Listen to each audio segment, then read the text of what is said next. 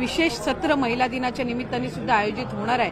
8 तारखेला शनिवार असून सुद्धा महिला दिनाच्या निमित्ताने सर्व महिला लोकप्रतिनिधींसाठी पण आणि महिलांसाठी पण या ठिकाणी या सभागृहाचं जे विशेष सत्र आहे ते होणार आहे।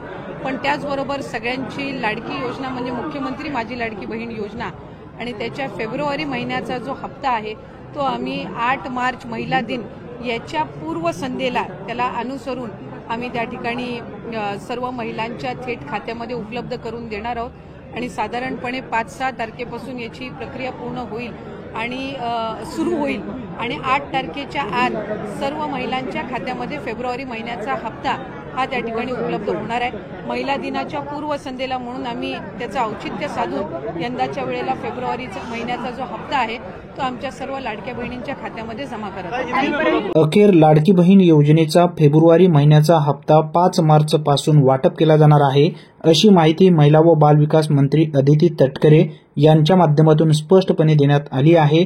ज्या बहिणी लाडकी बहीण योजनेमध्ये पात्र असतील अशा सर्व भगिनींच्या खात्यावरती हे पैसे येणार आहेत। चॅनलवरती तुम्ही पहिल्यांदाच आला असाल तर चॅनलला सबस्क्राईब करा। धन्यवाद।